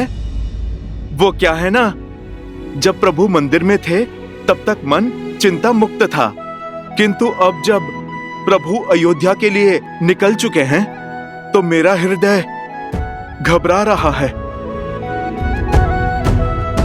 मुझे शीघ्रातिशीघ्र प्रभु के पास पहुंचना है। हाँ हाँ, आप अवश्य जाइए हनुमान जी। वैसे भी ऋषिवर ने उस दुष्ट देवामित्र का दंड का दायित्व हमें सौंपा है और उसे संपूर्ण भी हम ही करेंगे। पहले समझाएंगे, यदि न माना तो उसे समाप्त कर देंगे।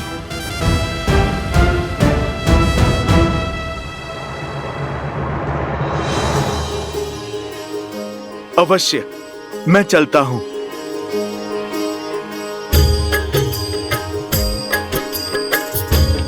आज्ञा दीजिए। आयुष्मान भव।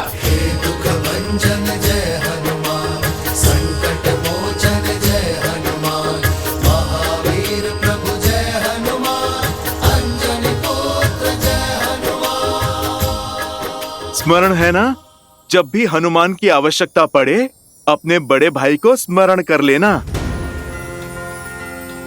हनुमान तुम्हारी आंखों के समक्ष होगा।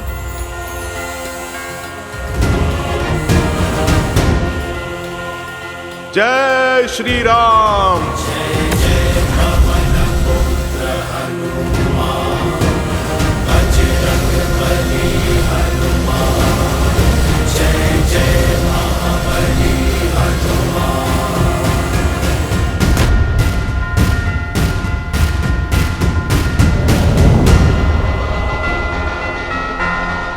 देवऋषि नारद, देवऋषि नारद।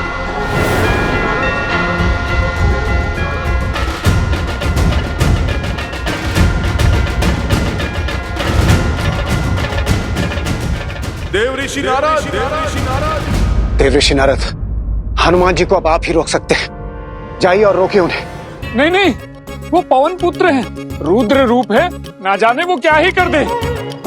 अब तो मुझे केवल एक ही भाव बचा सकता है, प्रभु की शरण। प्रभु की शरण? तो आप क्या पृथ्वी पर जाने वाले हैं? नहीं नहीं, नंदनवन में। नंदनवन? कहीं भी जाओ, ना हनुमान की दृष्टि से बच पाओगे और ना ही उनके प्रश्नों से। हाँ, उचित होगा कि आप स्वयं जाके उन्हें सत्य बता दें और उन्हें समझाने का प्रयास करें, क्योंकि आप ब्रह्मांड के किसी भी कोने में क्यों ना हो, वो आपको खोज ही लेंगे।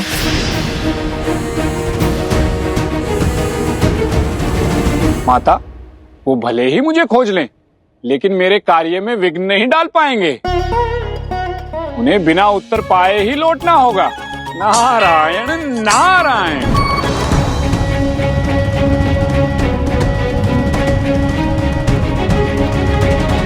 लगता है मुझसे बचने के लिए युक्ति सोच रहे हैं मुनिवर। चलिए आज फिर आंख मिचोली का खेल खेल लेते हैं।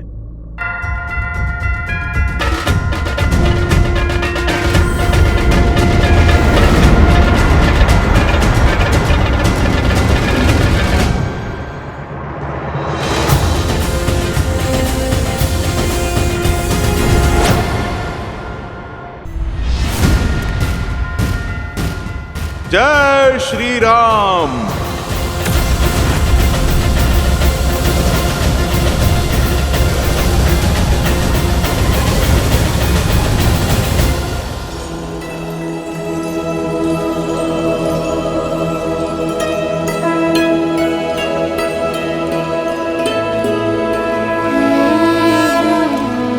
नारायण नारायण।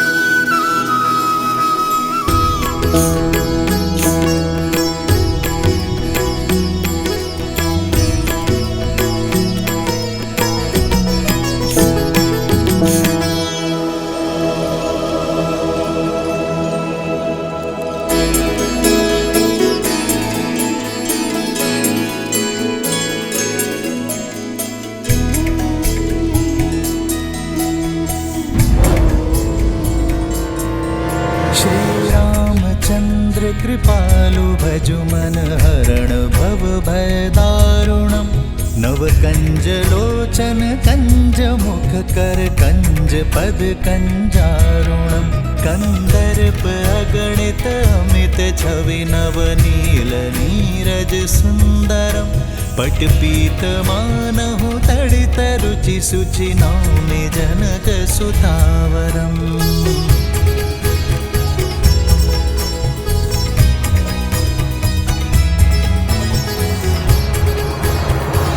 युक्ति तो अद्भुत निकाली है नारद ने। हनुमान हरि के भजन में कभी विघ्न नहीं डालेंगे। यमदेव, यही उचित समय। देवऋषि नारद ने श्री हरि के भजन से हनुमान जी को बांध दिया है और श्री राम भी अयोध्या पहुंचने ही वाले। भेज दीजिए काल पुरुष को, यही उचित समय होगा।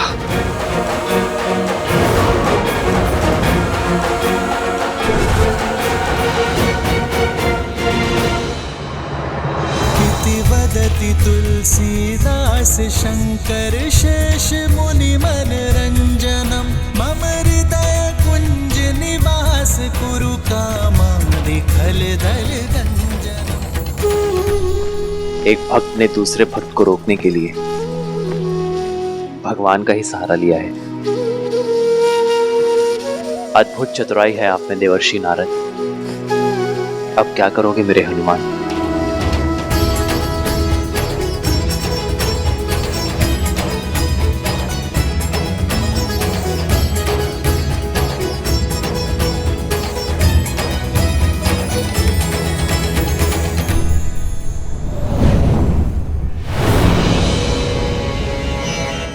काल पुरुष, आपके प्रस्थान करने का समय आ गया है।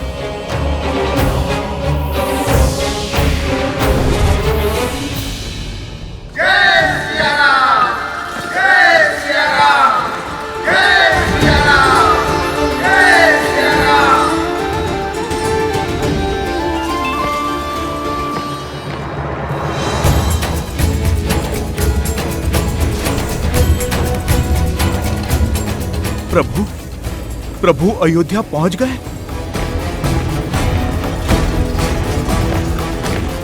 तो नारद मुनि मुझे टालने के लिए प्रभु के भजन में लीन है। मैं उन्हें रोक तो नहीं सकता, किंतु एक भक्त दूसरे भक्त की भक्ति में रम तो सकता है।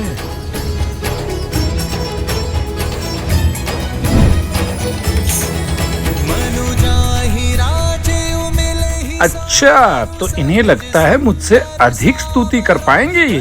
नारद किसी के रोके नहीं रुकता। नारायण नारायण।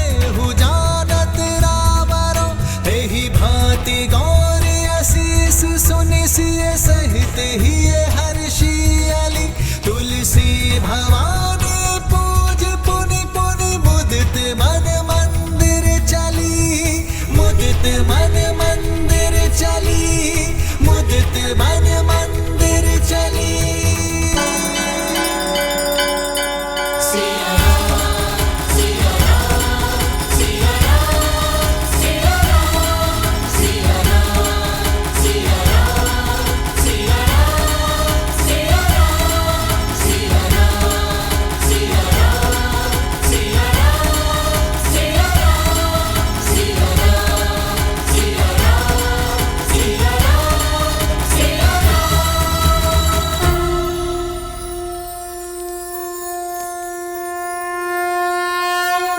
लीजिए, बुद्धि के धनी हनुमान ने इस संकट का हल खोज ही लिया है।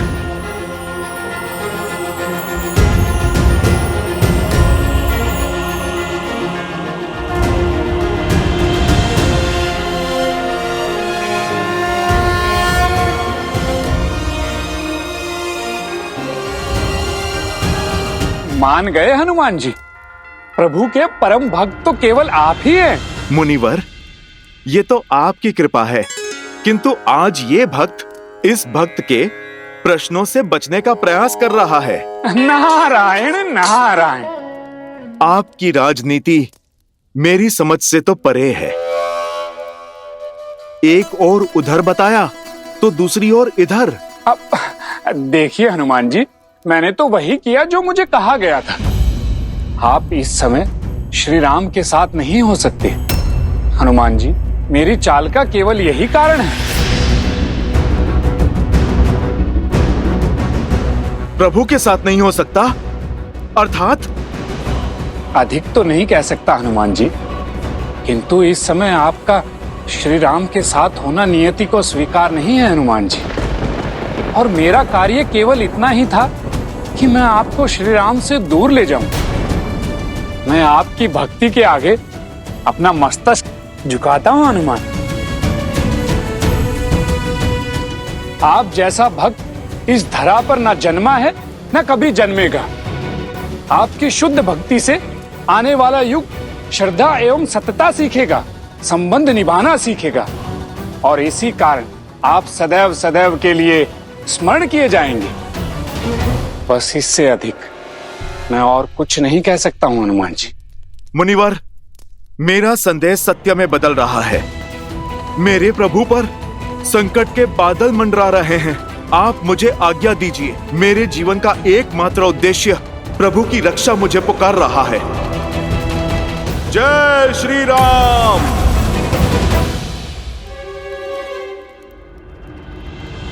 प्रभु,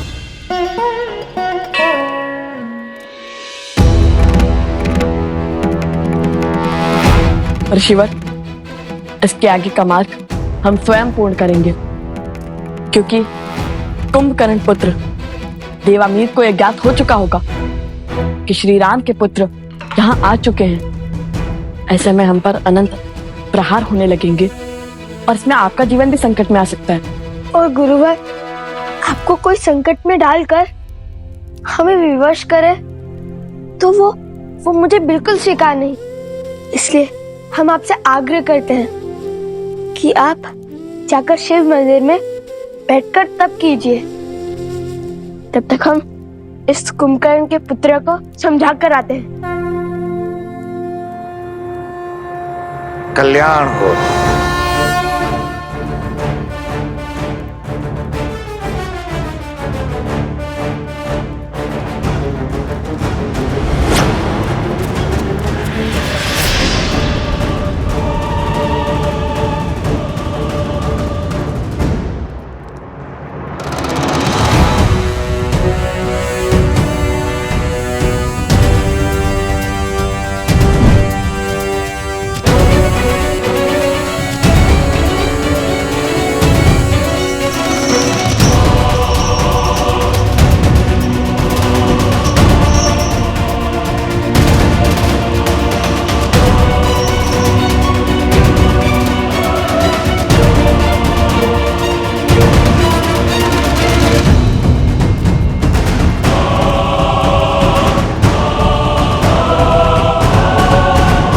चिंता की कोई बात नहीं है माँ।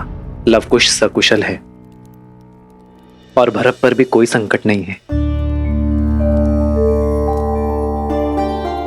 मेरे भरत ने युद्ध जीत लिया है और मैंने भरत को उसी क्षेत्र में उसके 2 पुत्रों के नाम से राज्य तक्षशिला और पुष्कलवती स्थापित करने का आदेश दे दिया है। राज्य के निर्माण के पश्चात वो लौट आएगा मां।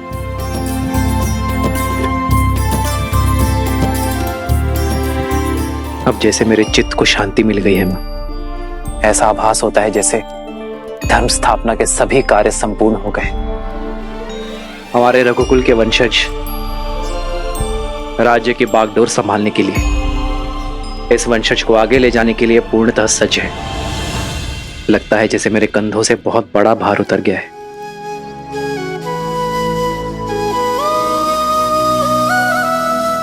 श्री राम श्री राम श्री राम श्री राम।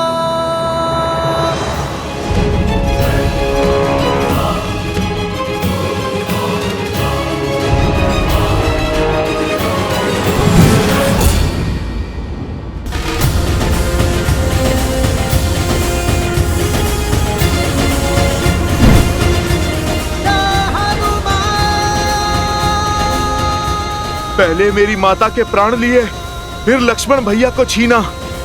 अब ये नियति मुझसे मेरे प्रभु को पृथक करने का षड्यंत्र रच रही है। कुछ तो है जो मेरी सोच और समझ से बाहर है। अति शीघ्र प्रभु के पास पहुंचना होगा।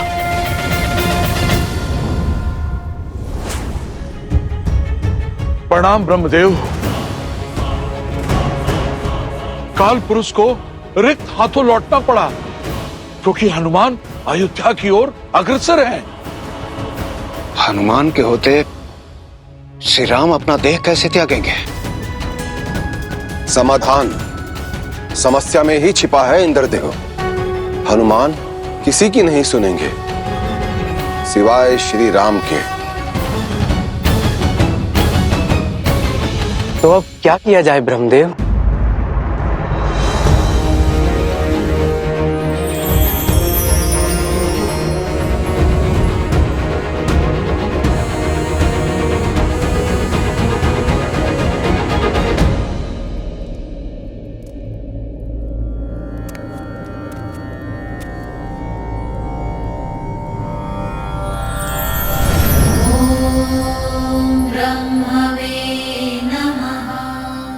प्रभु,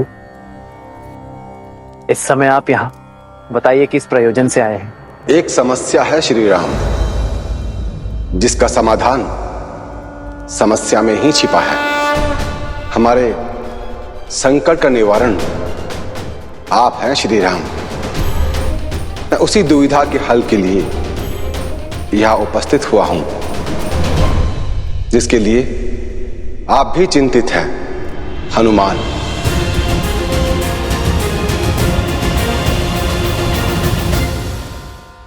ये उन्हीं के आने का संकेत है जिनके प्राण आप में बसते हैं।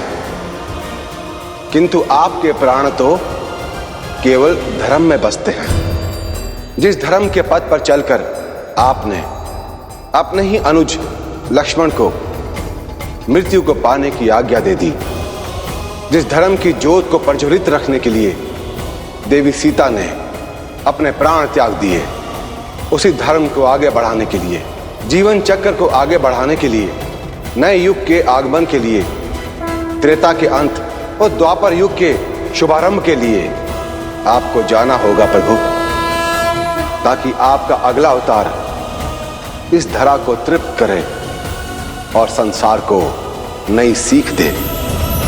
पर जब तक हनुमान यहां है तब तक ये असंभव है। आपको हनुमान को समझाना होगा। कैसे, ये तो आप जाने, किंतु करना आपको ही होगा प्रभु।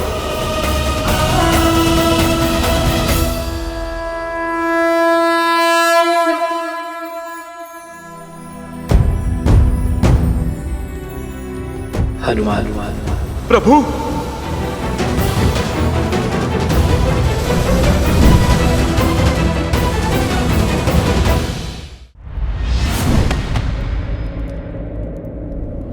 प्रणाम प्रभु। हनुमान, मैं तुमसे कुछ बात करना चाहता हूँ। इस तुच्छ भक्त में इतना सामर्थ्य तो नहीं कि मैं आपसे कुछ कह सकूं, किंतु मैं इतना अवश्य समझ चुका हूं कि कुछ तो घट रहा है जो मुझसे छुपाया जा रहा है। प्रभु, कोई तो सत्य है जिसे मुझसे पृथक रखा जा रहा है। इसलिए प्रभु, मैंने निर्णय लिया है कि अब मैं आपको एक क्षण के लिए भी अकेले नहीं छोड़ूंगा। मेरे नहीं होने पर उस काल के पग अयोध्या तक पहुंचे, किंतु अब मेरे रहते वो काल इस अयोध्या में पग धर के दिखाए। ये चुनौती है मेरी उस काल को। अब काल का काल बनेगा ये हनुमान।